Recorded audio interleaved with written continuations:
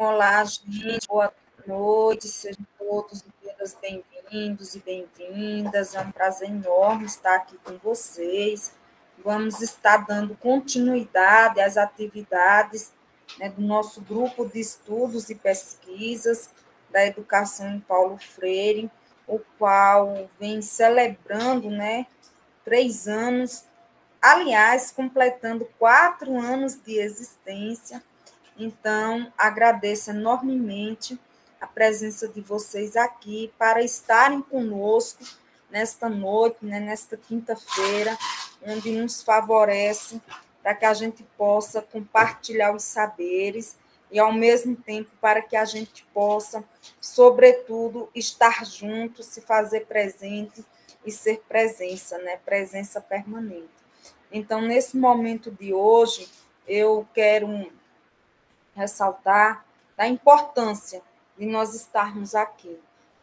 Eu estou em Brasília, no Congresso Nacional de Educação e Direitos Humanos, uma das linhas que constitui esse nosso grupo de estudo, certo? E aí é importante que a gente pense, inclusive, para ir finalizar, né, esse semestre de estudo, quais são as ações que nós estamos realizando em nossas respectivas linhas, certo? Então, é importante que todos vocês possam ir organizando o memorial, organizando um calendário das ações específicas que estão sendo feitas, né, sobretudo fazendo jus, respectivamente, à a linha de pesquisa que vocês se encontram vinculadas aqui nesse grupo de estudos e pesquisas, porque nós iremos realizar um evento final, certo? Ao invés de fazermos uma socialização das ações, mas nós iremos fazer um evento para apresentar, né, as ações que nós realizamos fruto da nossa linha. Por exemplo, o professor Jeová Miguel acabou de chegar, né? Então ele vai fazer um mapeamento do segundo semestre das ações que ele se envolveu e se ocupou, fruto da linha que ele está ocupado aqui conosco, que diz respeito à linha de educação integral, certo? Então, eu uso o professor Jeová como um exemplo para que vocês possam tomar ciência da linha que vocês se inscreveram, né, e as quais estão postas no diretório acadêmico, ele está atualizado, e aí nós iremos fazer um evento para culminar na socialização das ações específicas de nossas linhas, certo? Para além, evidentemente, do nosso compromisso em escrevermos a carta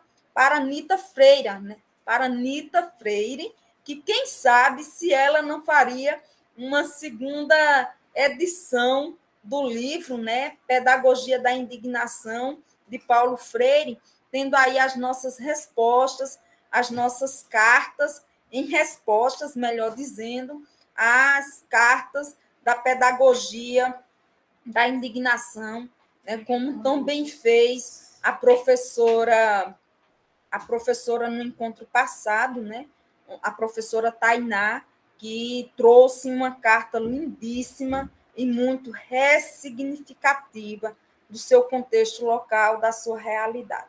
Bom, gente, feito este preâmbulo, eu convido Daiane Medeiros para que ela possa fazer a acolhida deste momento. É contigo, Daiane. Professora. Boa noite, gente. Deixa eu ligar aqui a minha câmera. Eita, que o cenário não está legal. Hoje, né, a gente vai ter aí um excelente momento de diálogo e reflexão. E aí eu trouxe aqui um poema. Só um minutinho.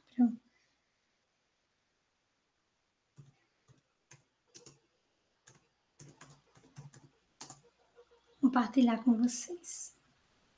Não pela tela, né, mas Vou só oralizar, certo? O poema não tem nada a ver especificamente com o texto, mas é só para dar um deleite, né? E a gente iniciar esse momento de diálogo, que vai ser, com certeza, muito reflexivo, muito, muito maravilhoso, como sempre, em nossos estudos, né? Então, eu trouxe aqui o poema do Machado de Assis, Livros e Flores, que diz: Teus olhos são meus livros. Que livro há aí melhor? Em que melhor se leia a página do amor? Flores me são como lábios, onde há mais bela flor, em que melhor se beba o bálsamo do amor. E aí esse poema, ele fala sobre amor, né? Sobre um amor entre duas pessoas. E eu trouxe apenas para deleite mesmo, para a gente iniciar esse momento e reconectar aí os nossos corações com o amor que a gente tem pela vida e com os amores que a gente tem também em outros formatos, né? Que a gente possa estudar, mas sempre sem nos conectar com tudo ao nosso redor, porque não adianta refletir, estar aqui no encontro de Paulo Freire, pensar a teoria sem pensar nos nossos sentimentos, né, no nosso coração, no nosso psicológico. Então, a integração do ser humano em todas as suas dimensões, né? Isso é também educação e Paulo Freire. E aí eu passo agora para a nossa colega Suara, né? Suara, que vai apresentar. Diz Boa seu nome noite. correto, querida. É isso mesmo, Suara. Boa noite. Que vai apresentar as cartas de hoje. Eu vou colocar os slides, viu, querida? Eita, Maria Mel quer falar. Pode falar, professora.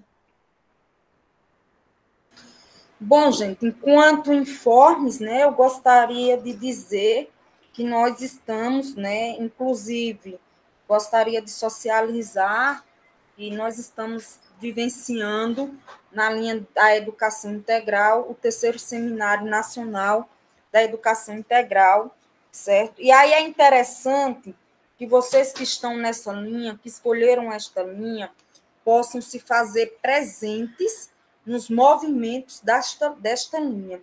E aí eu convido vocês também para estarem presentes na semana do dia 25 a 29, onde nós vamos estar realizando, teremos uma semana inteira de eventos, iremos começar pela SECADI-MEC, juntamente com a Rede Brasileira dos Direitos Humanos, estaremos realizando um seminário na Fundagem, onde nós iremos vivenciar 3 dias de eventos, né? O PPGDH também estará realizando no dia 27 um seminário sobre desigualdades sociais e no dia 29 de novembro nós vamos estar realizando o primeiro seminário de segurança pública e direitos humanos em Recife também, certo?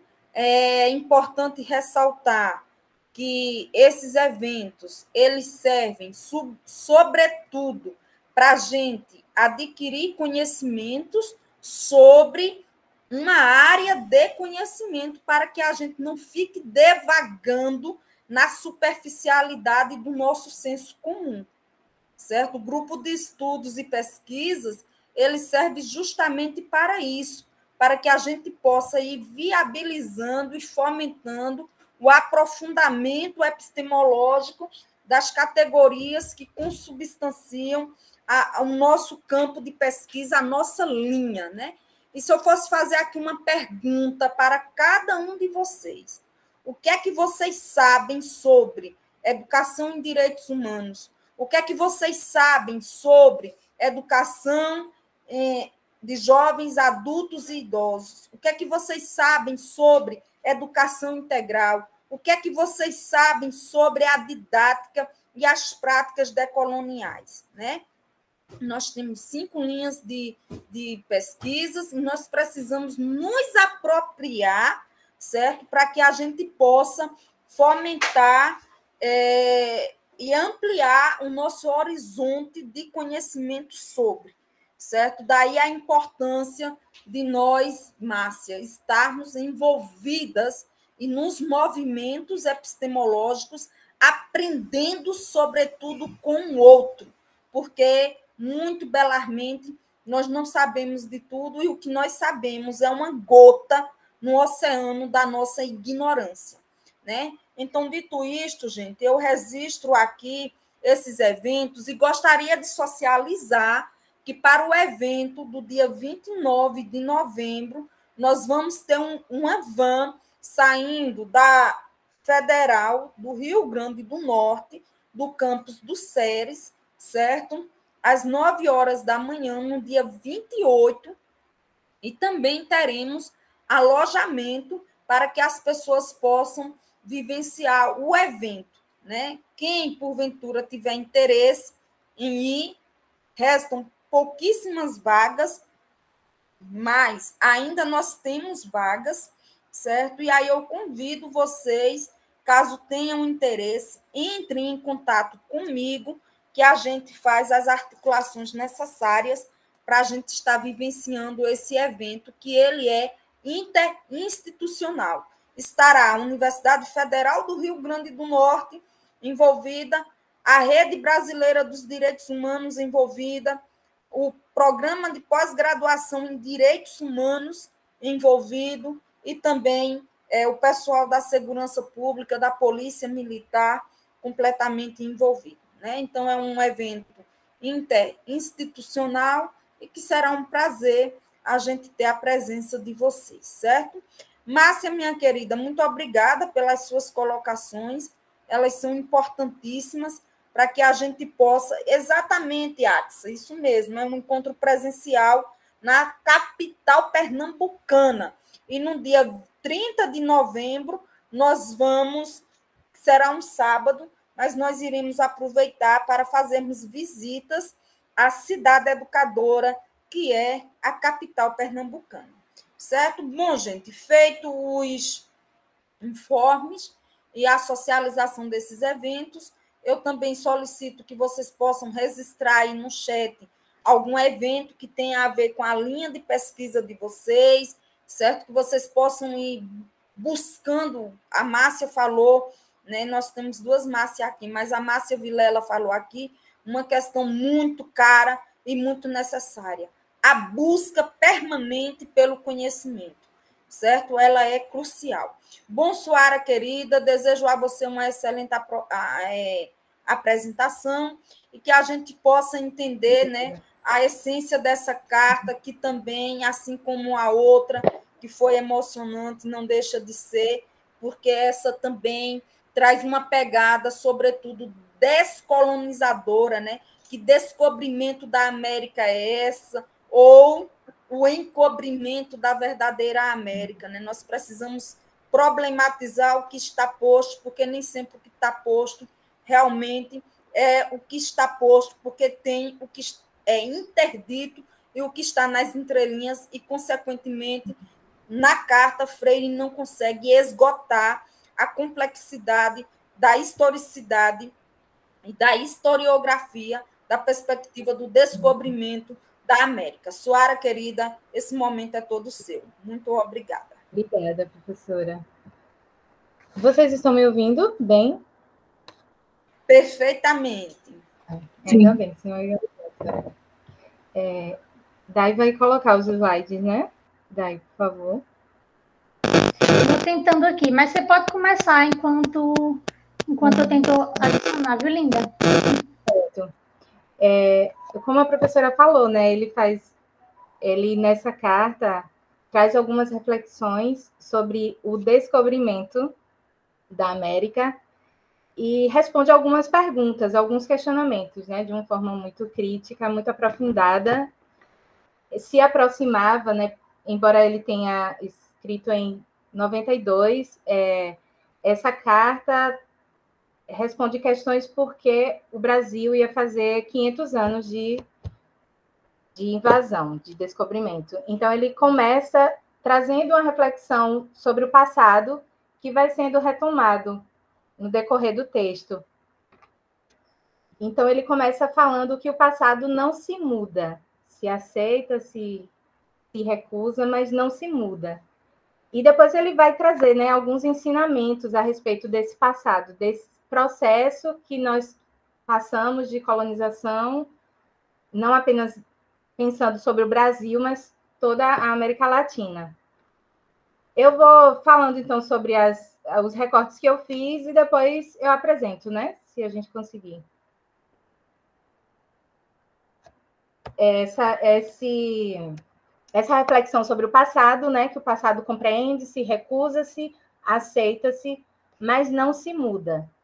Ele começa trazendo isso. E depois ele vai responder, é como se ele estivesse respondendo ao seguinte questionamento: o que você pensa a respeito do descobrimento? E aí ele já recusa esse termo, já nos primeiros parágrafos. Ele chama de conquista do colonizador e em alguns momentos ele vai chamar de invasão também. Aí depois ele traz algumas características desse invasor, que depois vocês vão ver. Aí eu vou falar os recortes que eu fiz dos slides, para não ficar muito longo. Que foi justamente o colonizador, ele se sobrepõe sobre os invadidos, né? Trazendo o quê? Violação do espaço físico, do espaço cultural e histórico. Ele também caracteriza como mandonismo do colonizador, diminuindo as terras e agentes. Fala também sobre a ambição, né, que destrói a identidade cultural dos povos originários. E sobre o poder tão prejudicial que considera esses povos inferiores, quase bichos. E como resultado desse processo, ele chama de mutilação do corpo e da alma das Américas, cujas mazelas nós carregamos até hoje. E aí vocês podem trazer, eu trouxe, né, o questionamento. Quais são as mazelas originárias desta mutilação? Que a gente sabe que são inúmeras e que a gente poderia ficar aqui a noite toda falando. Mas eu trouxe algumas para a gente começar a conversa. E vocês podem colocar no chat também algumas aí, para a gente citar. Eu sei que são muitas e não daria tempo, né? Mas vocês podem também colocar no chat sobre as mazelas, né? Originárias dessa mutilação, desse processo colonial que nós sentimos até hoje. Conseguiu daí colocar? Não. Agora. A gente pode passar o primeiro, o segundo e para o terceiro, que tem aí o resultado, né, que é a mutilação da alma desses povos. E ele também já começa a tecer assim, a questão também da importância dos levantes. Ele fala que o sentimento dele é totalmente de recusa a esse processo de colonização. Sim, sobre as mazelas, né? Foi onde a gente parou. No quarto slide, por favor. Não conseguiu, né? Então, no quarto slide, eu trouxe algumas para a gente pensar, para a gente começar a conversa, que relações trabalhistas abusivas, né? É herança também desse processo de colonização, onde determina-se que um povo deve ocupar determinadas profissões e outros povos, né, são determinados a ocupar outras profissões. Enfim, determinados espaços também, como até hoje a gente vive isso, né? Como se determinadas classes sociais devessem ocupar determinados espaços e outras não. Inclusive a universidade, né? A gente sabe o quanto a importância do oprimido se levantar e lutar por políticas públicas afirmativas para que a gente pudesse ocupar esses espaços, né? Também trago aí para a gente pensar o padrão de beleza europeu, né? Que é um processo de narrativa que diz que um povo é inferior ao outro, e isso em todas as esferas, inclusive no padrão de beleza, fazendo com que o outro se sentisse, né, inferior e não pertencente, né? E isso é tão perverso na construção da identidade cultural que traz, enfim, todas essas consequências aí que a gente sabe. Aí coloquei também o racismo estrutural, o patriarcado, o machismo, que vem no bojo dessa colonização também. Então, mais uma vez, ele se coloca, a posição dele é de quem não se acomoda diante da malvadeza dessa colonização. de invasão, de expoliação. É mais uma posição de recusa, é como se ele respondesse isso, né? A minha posição é uma posição de não aceitar, de recusa a um processo que é, por natureza, perverso. Aí depois é como se ele respondesse o que há a comemorar desses 500 anos. E ele responde: eu não comemoro a invasão, mas a rebelião contra a invasão. Inclusive, no final, ele vai citar alguns nomes, né, de alguns insurgentes, né, que não aceitaram esse processo opressor e que se levantaram contra isso. Ele diz, inclusive, que sempre houve, né, e que é isso que ele comemora, e que é isso que a gente deve festejar.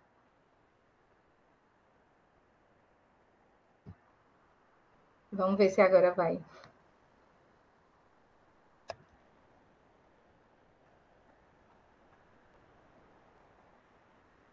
Aí a gente já falou. O próximo, por favor, né?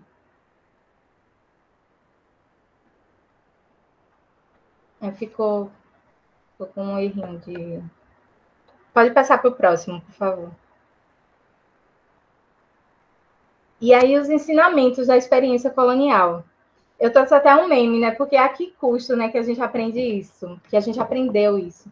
Mas, enfim, achei muito interessante esses ensinamentos da experiência colonial imaginei sendo trabalhado em sala de aula, principalmente por conta da narrativa oficial, né? Que os europeus também sempre tiveram, né, o protagonismo sobre a história também, sobre a forma de contar essa história. Então, ele fala que é preciso ter inconformidade diante das injustiças, que nós somos capazes de decidir, de mudar o mundo, de melhorar, que os poderosos não podem tudo e que os frágeis podem fazer na luta por sua libertação de sua fraqueza a força com a qual vencem a força dos fortes. Então, achei isso muito importante para ser trabalhado, né? Principalmente quando essa história for retomada. E de fortalecer para que isso não aconteça outras vezes, né? De um grupo se considerar melhor por qualquer aspecto que seja sobre o outro, né? E, por fim, acho que tem só mais um slide. Então, nesse sentido, o estudo do passado traz à memória de nosso corpo consciente a razão de ser de muitos dos procedimentos do presente e pode nos ajudar, a partir da compreensão do passado, a superar suas marcas.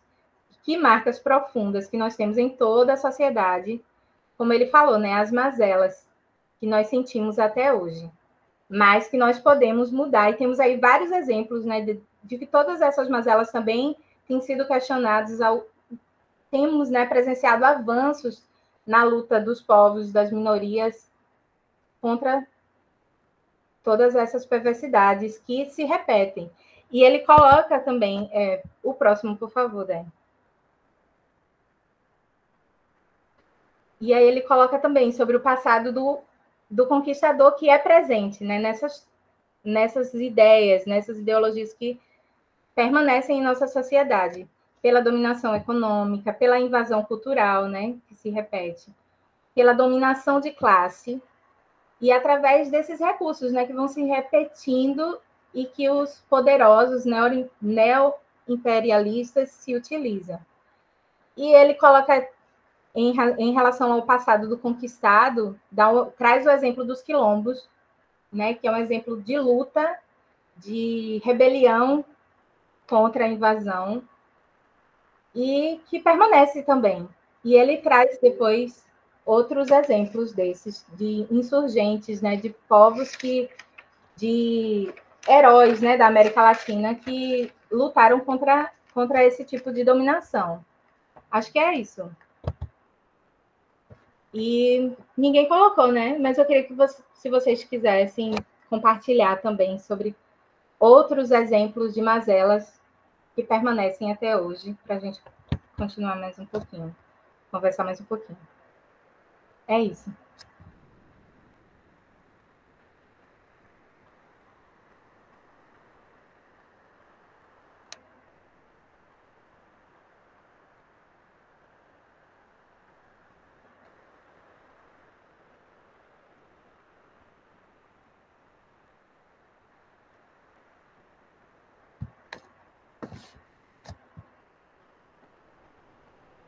É isso, gente. Tem algum questionamento, alguma coisa que a gente possa conversar mais um pouquinho?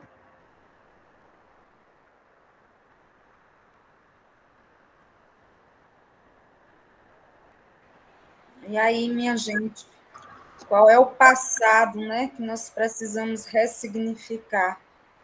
Né? Freire nos chama a atenção de que tem aspectos na história que não muda, né? Não muda. Entretanto, a gente precisa superar, superar o que está posto, ressignificando o acontecimento, e aí reescrevendo a história de um outro modo, né, Ciara? Isso. Então, que outras práticas nós poderíamos estar realizando, inclusive no chão da escola? Nós temos aqui a Iane Alves, ela que é professora da educação básica, que é poetisa. E aí eu te convido, Iane Alves, para você talvez socializar alguma experiência que você já tenha vivenciado no interregno do seu processo de atuação, juntamente com seus estudantes, inclusive levando em consideração um momento da consciência negra, né? Um momento da consciência negra, onde a gente tenta desconstruir ou reconstruir este passado que nega a presença dos reis e das rainhas negras e negros, e os colocam, principalmente nos livros didáticos de história, não somente como pessoas escravas, né? Ou melhor dizendo, pessoas escravizadas. Então, como que nós podemos estar ressignificando essa história? E aí eu te convido, Iane, você socializar alguma experiência, e as demais professoras e professores que se encontram aqui poderão assim também fazer, sintam-se à vontade. Tá? Ok, professora. Estão me ouvindo? Boa noite para todos. Boa Olha noite, só. querida, estamos. Olha Boa só. noite. Uma coisa muito presente, que eu acho que desde a época de Freire, daquela época, né, anos 90, acredito, até antes, que a gente vive muito isso hoje, é essa questão do medo da gente olhar para a nossa comunidade, né? A gente sempre recebe muito que vem de fora, né? A gente sempre é entupido de conceitos que vêm de outras localidades, e muitas vezes a gente esquece de valorizar o nosso próprio conhecimento, a nossa própria cultura, né? Então, eu que trabalho numa escola do campo, eu vejo muito isso. Ninguém se preocupa muito em estar trabalhando as questões locais, né, da cultura, de pertencimento, de valorização do território que a gente vive. A gente se preocupa muito em estar organizando formações ou reflexões de conceitos prontos, né, que vêm de outros locais, que muitas vezes nem se aplica à minha realidade. Então, eu acredito que isso, da época de Freire, está muito presente hoje. Né? A gente só, na maioria das vezes, reproduz um conhecimento pronto. E a gente esquece de valorizar a observação, o conhecimento local. Eu vejo muito isso nessa época da consciência negra, que as pessoas elas já vêm com um planejamentozinho pronto, por exemplo, daquela historinha de Ruth Rocha, né? Menina bonita do laço de fita. E a reflexão dos reis e das rainhas, das personalidades negras do nosso país, elas ficam de lado. Eu acredito que essa época era para a gente dar uma valorizada nessas personalidades, no que a gente tem de mais concreto. E não ficar apenas reproduzindo, é muito importante deixar de ser escravo, a questão do racismo, mas essa questão muito conteudística, e real vai deixando para lá. Então, eu acredito que a escola devia estudar, nessa época da consciência negra, uma Carolina de Jesus, que as crianças pouquíssimo compreendem, uma Maria Filipa, uma Teresa de Benguela, uma Dandara. Então, a gente esquece de valorizar isso. A gente já quer aquele conhecimentozinho pronto. Que racismo, não. Mas vivenciar isso fica uma coisa muito rasa. Né? Então, eu acho que essa é uma mazela que ainda continua, não só na educação, mas na sociedade. Esse medo de se expor, esse medo de dar sua opinião, esse medo de valorizar quem você é. A gente fica muito ali, encolhidozinho, esperando que venha de fora para que a gente possa trabalhar. Assim, é uma coisa que me incomoda bastante, esse medo dessa valorização cultural, porque isso torna a educação mais crítica e mais libertadora, porque você se livra dessas amarras sociais e passa a pensar, a valorizar a criança como sujeito da sua própria história, né? Tudo isso que Freire tanto valorizava. Eu acho que isso é uma mazela que ainda continua conosco, no chão da escola.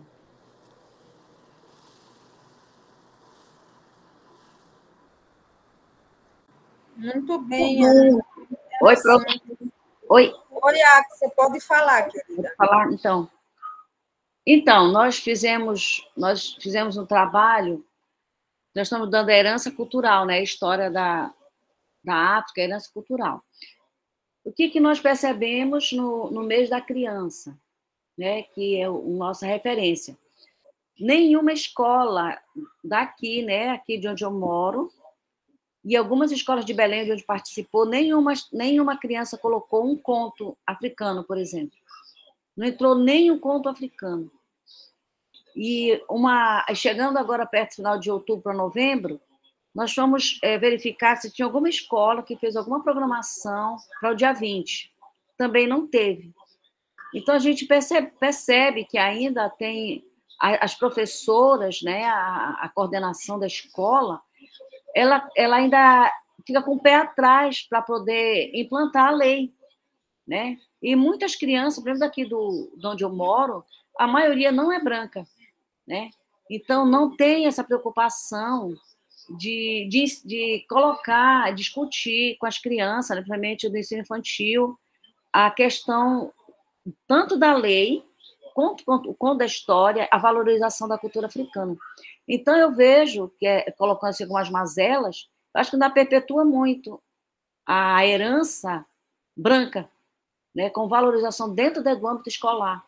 Então, isso ainda precisa muito de luta, muito de abertura, de formação de professores, para poder superar isso, né, superar essa herança europeia, que valorizou sempre os povos e a cultura deles. Eu vejo assim.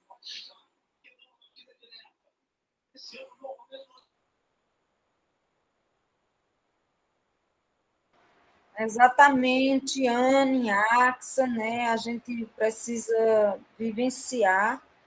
Inclusive, gente, essa é uma das linhas de pesquisa da gente, certo? Que se preocupe, que se ocupa em perspectivar processos pedagógicos decoloniais, né?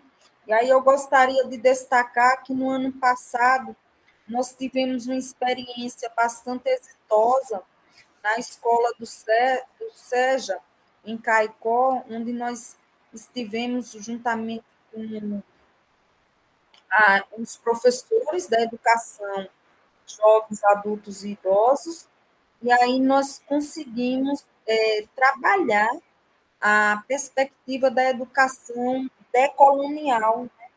E nessa perspectiva, como nós fazemos o que Freire nos inspira a fazer, né, em agir, refletir e agir, a gente desenvolveu essa experiência lá e foi bastante exitosa. E ela será publicizada, inclusive, num artigo que foi elaborado por Emanuele Deise, que na época era bolsista de pesquisa, certo? E Daiane Medeiros, que também faz parte do coletivo. Então, assim, quando a gente vivencia e faz aquilo que Freire nos conduz, né, ou nos orienta a fazer, que também não é fácil, né, diante de nossas limitações e imperfeições, diminuir a distância entre o nosso discurso e nossa prática, né, a gente precisa não somente ocupar os espaços para desconstruir as histórias únicas, as verdades únicas postas, né, de forma inclusive enviesada, certo? Mas, sobretudo, construir, né, construir outras narrativas, dando justamente a oportunidade das pessoas se posicionarem como sujeitas de direitos aos seus processos formativos, né? Sendo elas construtoras de suas aprendizagens. E aí é interessante que, no momento da roda de diálogo, justamente com os professores, era interessante que nós estávamos levando a perspectiva da pedagogia decolonial e os professores, dentro de suas narrativas, eles acabavam demonstrando e insinuando que eles faziam, sim, a pedagogia decolonial em sua praxis pedagógica, né, em sala de aula, mas que, teoricamente, eles não conheciam com profundidade, né, com profundidade. Então, a partir do momento que a gente vivencia a indissociabilidade entre a teoria e a prática, a gente vai se posicionar com mais segurança, com mais convicção e, sobretudo, com profundidade diante de um saber que está em constante construção, em constante elaboração e reelaboração, né? Então, quando Freire, no início da carta, ele traz aqui uma primeira afirmação, né, que o passado não se muda, perfeito. Lógico que não se muda. Passou, mas nós podemos mudar o nosso presente. Nós podemos e devemos mudar o nosso presente e não devemos, em hipótese alguma, repetir determinadas práticas onde a gente acaba cometendo as barbáries que foram cometidas no passado, né? Então, entender o passado para reconstruir o presente e visando um futuro decente, digno, de qualidade, a gente fará isso em comum acordo com a produção contínua do conhecimento, né? Não podemos permanecer na razoabilidade do nosso senso comum ou das nossas verdades fundadas nas nossas visões, nas nossas opiniões, nas nossas concepções. Até porque né, antes de nós nos posicionarmos diante de qualquer questão que seja, tem um construto histórico que já foi construído, que já foi elaborado, né? E aí, como eu falo em minhas aulas, na sala de aula, quem são os clássicos da educação? Quem são os clássicos da educação? Quem nós, na contemporaneidade, precisamos nos ancorar para que nós possamos nos posicionar na perspectiva de construção de um novo modelo educativo, tendo em vista que o passado não se muda, mas as práticas do presente, elas precisam ser alimentadas, sobretudo, com o que foi posto no passado, que não deu certo, e que nós precisamos ressignificar, reconstruir.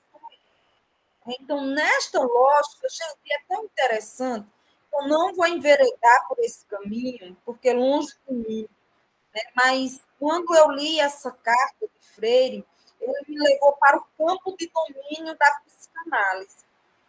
E ele despertou uma vontade danada em mim de me aperfeiçoar, né, de fazer, de cursar mesmo essa, que não é uma graduação, não é uma especialização, não é nada.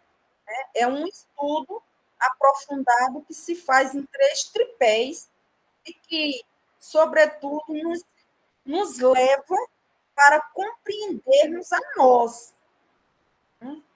Não diz respeito absolutamente nada nem a ninguém, mas a nós. Mas quando o Freire aciona a perspectiva do passado para que nós possamos compreender o presente, né, e vislumbrar um futuro, nós precisamos usar nossa lente e trazer, né, trazer para nós, né, de qual lado ou qual é o nosso posicionamento. Né? Nós somos os sujeitos colonizados ou somos os sujeitos colonizadores? Quais são as nossas práticas na contemporaneidade? O que é que nós vislumbramos? Né? Então, tomar consciência do que nós fazemos e do como nós fazemos é importante, sobretudo, para que a gente possa ter consciência e convicção de que as nossas ações, de que os nossos posicionamentos, eles estão alinhados, concatenados com um projeto de sociedade diferente. Paulo Freire fala muito em autonomia e liberdade. Mas, ao fim e ao cabo, o que é isso? O que é um sujeito autônomo? O que é um sujeito livre? Né? Como exercer a liberdade? Em outras cartas, nós já vimos que liberdade não é licenciosidade. E aí, no campo da psicologia, nós podemos, inclusive, acionar um dito que, inclusive, tornou-se popular, que diz respeito na ausência do limite, o que se tem ao abandono. Né? É a não responsabilidade e a não responsabilização pelo processo formativo. Né? Ora, se eu estou no campo educativo, eu preciso minimamente atender ao que está posto no regimento do processo. As aulas aí no SERES, inclusive, elas começam de 7 horas até 10h30. É justo e honesto da minha parte chegar na sala de aula às 10 da manhã para dar aula, no fim da aula? Evidentemente que não. 8 da manhã, com 1 hora de atraso, já foi embora uma aula? Logicamente que não. Então, a gente precisa fazer jus ao processo de ordenamento para entendermos, ao fim e ao cabo, qual é a posição que nós estamos ocupando. Nós estamos sendo os colonizadores da contemporaneidade ou estamos sendo os colonizados? Como reverter a lógica do processo?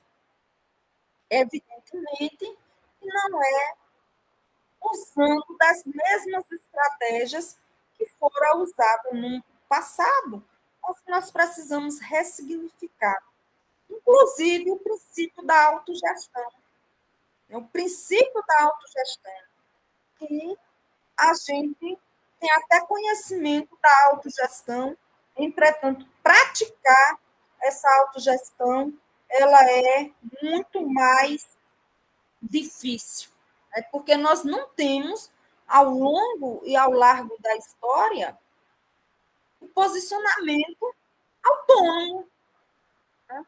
As primeiras pessoas que nos usam de ações arbitrárias estão no nosso primeiro grupo social. As regras são estabelecidas.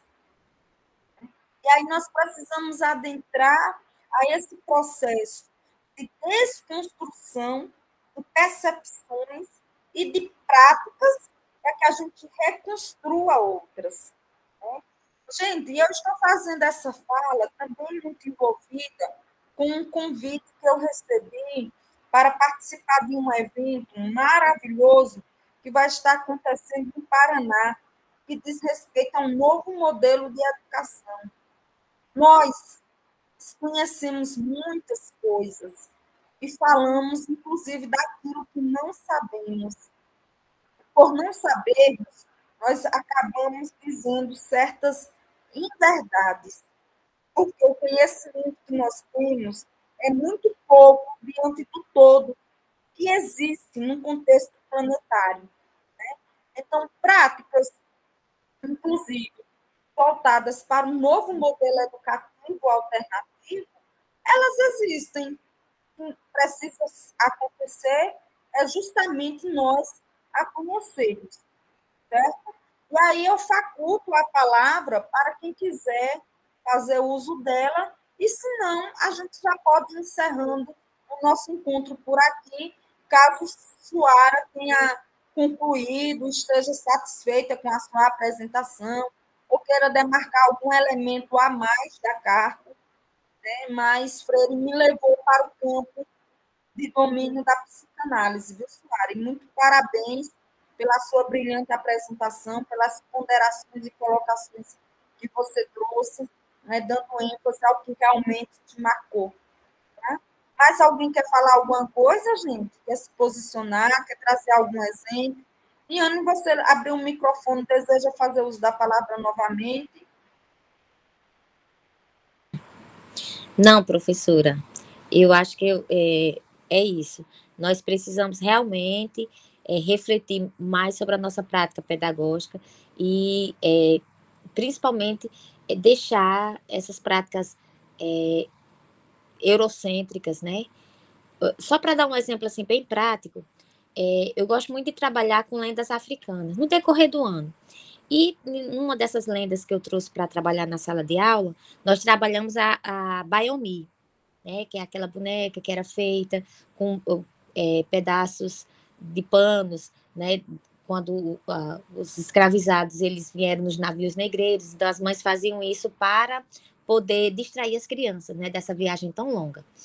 E nós fizemos isso, depois as crianças construíram as bonecas com os tecidos que eu levei, enfim, foi maravilhoso. E uma colega de trabalho disse a mim que Deus me livre de trabalhar um tipo de coisa daquele, porque aquilo era coisa de feitiço. Olha só, a ignorância. Quer dizer, uma colega de trabalho. Então, essa prática e esse pensamento, ele vai sendo reproduzido cada vez mais e as pessoas e a própria sociedade vai acreditando que as religiões de matriz africana são coisas demoníacas e cada vez mais as pessoas vão demonizando esse pensamento, né, tão bacana, tão forte, que vem da África, né? Então, assim, nós precisamos romper com esse tipo de coisa, essa mazela social e principalmente educacional nas nossas práticas pedagógicas. Então, tem que ser urgente e a gente tem que começar e tem que dando exemplo, né, tentando refletir sobre isso. Uma coisa que eu bato muito na tecla, professora, é que essas formações que acontecem na escola, elas são muito rasas, no sentido de que a gente discute a alfabetização, a gente discute níveis de escrita, por exemplo, né? Mas a gente não discute o básico, que é exatamente esse respeito, essa prática pedagógica que tem que ser quebrada, essas questões do racismo, essa questão da valorização da cultura dos povos originários, também dos povos africanos. Então, isso vai sendo deixado de lado e vai sendo só trabalhado apenas no 20 de novembro. Então, isso é trabalhar a lei, é envolver essa questão dos povos originários, dos povos africanos, não é, minha gente. Então, assim, isso me incomoda demais, professora. Por isso, essa questão do desabafo. Eu acho que é necessário que a gente, o quanto antes, vá rompendo essas coisas para que realmente a gente possa praticar essa educação libertadora, reflexiva, que Freire tanto sonhava. É isso. Muito bem, Anne, parabéns. Márcia, pois não, querida? E Anne, nela já complementou tudo que eu estava assim pensando sobre essa reflexão, de pensar, né, esse dia 20 de novembro, essa reflexão, né, e saber se realmente os nossos alunos, né, eles estão conscientes do que significa esse feriado, porque às vezes ele está aí, está imposto, mas a gente, enquanto educador também, nós esquecemos, né, de estar relatando, de falar o seu real significado, quando a gente fala dos povos originários, da cultura, da tradição, o que nós também trazemos, né, de herança desses povos e que fica esquecido. Isso é bem relevante também, a gente pensar sobre essa questão, sobre esse conceito. Muito bem, gente. Então, Freire nos convida, né? Parabéns pela participação de vocês, pela colaboração. Freire nos convida para que a gente possa, né, ressignificar essa perspectiva do descobrimento da América, né? Quem são esses sujeitos conquistados e conquistadores, né, que parecem estar em lados opostos, e como que na realidade, nos nossos grupos sociais, eles estão postos e que merecem, não é nem questão de merecimento, mas é questão de necessidade mesmo. Nós necessitamos, gente, nós só faremos isso se nós tivermos formação, certo? É imprescindível nós estarmos em contínua formação. Não à toa que Freire vai nos dizer, né, que quem ensina aprende ao ensinar, e quem aprende e quem ensina, ensina ao aprender.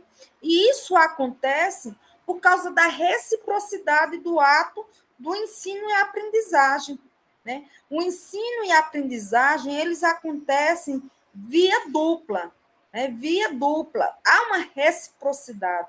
Né? Então, desconstruir essas verdades postas historicamente, e aí merecia, sabe, gente? Que pena que me faltou essa visão na aula passada para ter pedido a vocês para trazerem para nós alguma passagem do livro didático, né?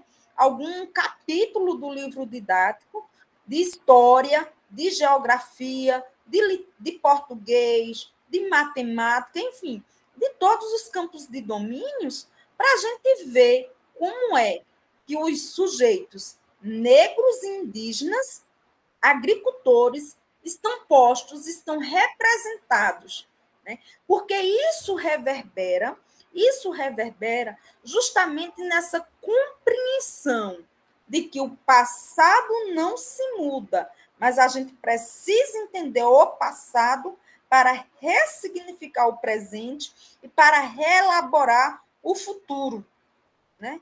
Nessa perspectiva de horizontalidade, de equidade social, de justiça social. A título de exemplo, nós temos aí o feriado da consciência negra, que é importantíssimo. É pouco. A gente sabe que nós não devemos nos preocupar e nos ocupar tão somente de evidenciar as questões afro-brasileiras, tão somente no Dia da Consciência Negra. Nós sabemos que é uma pauta contínua, que é uma pauta permanente. Isso nós temos consciência. Agora, gente, também é importante que a gente busque continuadamente conhecimento sobre, para estar ampliando o nosso horizonte de sentido sobre, para que nós possamos estar construindo práticas pedagógicas também diferenciadas, das quais nós fomos formadas. E aí é importante, sobretudo, nós buscarmos também construir recursos didáticos outros. A Yane trouxe aí a construção de bonecas. E que tal nós construímos literaturas infanto-juvenis, onde as pessoas negras sejam as protagonistas, né? Que tal a gente construir cartilhas pedagógicas, infanto-juvenis também, para tratarmos de questões como o capacitismo, como a discriminação, o preconceito, o racismo, porque estas categorias, elas não são abstratas, elas são concretas, elas são reais e que elas impactam a realidade de todos nós. O bullying, como foi falado já aqui, todos nós já passamos por isso, né? Todos nós já tivemos as nossas cicatrizes, né? Já fomos inflamados de algum modo. E como tratar essas questões, né? Como trabalhar estas questões? A Aparecida Bento, inclusive, ela trata a questão da negritude através do olhar psicanalítico. Inclusive, ela é psicanalista. O Frantz Fanon também, ele é psicanalista. E aí nós estamos munidos das leituras destes teóricos da educação que trabalham e que pesquisam sobre racismo, sobre discriminação. Nós conhecemos a lei de cotas, né, das políticas afirmativas que favorecem para a ampliação das cotas, para que as pessoas tenham as devidas reparações históricas das negações dos direitos que historicamente foram postas, né? Porque no que Freire traz na conquista e do conquistado, a gente precisa entender como é que nós podemos estar vivenciando essas perspectivas formativas, né? Ora, a lei de cotas, a lei das ações, as políticas afirmativas, elas emergiram do nada, foram enviadas pelo Divino Espírito Santo, foi um ato de misericórdia. Acordem, é lógico que não. Nós temos aí a presença massiva dos movimentos sociais lutando pelos direitos. Agora mesmo a USP vai ressignificar o processo de adentramento ao doutoramento, porque a gente sabe que esses níveis formativos, eles exigem cada vez mais. Gente, isso inclusive é bíblico, né? A quem mais é dado, mais será cobrado. E nós precisamos estar dispostos, disponíveis a honrar o lugar que a gente ocupa. A gente não pode fazer de conta, né? Nós que somos professores, para o bem ou para o mal, nós somos inspirações, né? Nós podemos incluir o sujeito, como excluir, né? Como combater a evasão escolar, né? Quais são as práticas que nós podemos realizar em sala de aula, né? Então, assim, são muitas provocações que nós poderemos estar fechando, realizando. E, lógico, gente, essa questão do conquistado e do conquistador, do colonizado e do colonizador, nós precisamos ressignificá-las, sobretudo no nosso contexto local, nas nossas práticas sociais e ainda mais na materialidade do PPP, do projeto político pedagógico das nossas escolas, do projeto político-pedagógico dos cursos de formação para professores, né? Da própria Base Nacional Curricular Comum, que desenha e delineia a formação de professores, a produção do material didático, né? Então, nós temos aí um conjunto de enunciados jurídicos, legais, que corroboram para a perspectiva de uma educação outra, onde nós somos os atores sociais corresponsáveis para vivenciarmos e exercitarmos outras pedagogias para outros sujeitos, como o próprio Miguel Arroyo nos convida a fazer, né? E tem um livro também muito interessante, que é de Miguel Arroyo, que dialoga com essa carta de Freire, certo? Que é currículo Território em Disputa. A quem eu importo, né? Então, gente, vocês querem falar mais alguma coisa? Se vocês não quiserem, a gente já pode encerrar por aqui. Eu quero parabenizar a Suara, né, pela apresentação, pela síntese brilhante que ela fez, né, a síntese da síntese. Isso é muito bom. E que a gente possa, inclusive nós que estamos aqui, gente, trazer experiências, né? Trazer experiências, trazer alguns relatos de experiências, alguns acontecimentos que nos marcaram, para que a gente possa trabalhar, né? Como tarefinha desse nosso encontro, a próxima carta vai falar, Suara, sobre a questão da alfabetização e da miséria, né? Então, assim, vamos trazer um pequeno relato de como foi a nossa alfabetização, né? Será que a gente aprendeu pelo Babebi Bobu? Será que a nossa alfabetização foi o letramento? Como é que foi, né? Então, ficaremos com essa atividadezinha e eu vou encerrando por aqui, gente. Tá certo? Aí vocês se preparem, tragam aqui os relatos e a gente pode inclusive, montar um painel, né? A gente pode usar o Pandelet para que a gente possa mostrar como é que foi esse material. No interregno da semana, eu vou disponibilizar esse recurso tecnológico para a gente se posicionar, tá bem? E a gente inicia fazendo esse painel imagético de como nós fomos alfabetizados, tá bem? Então, gente, tchau, tchau, boa noite. Eu querendo começar o dia, vejam só. Boa noite, um ótimo final de semana, um ótimo feriado, tudo de bom, gente, para vocês todos. Tchau, tchau. Gratidão. Boa noite, obrigada. Boa noite para todos. Boa noite. Tchau, tchau.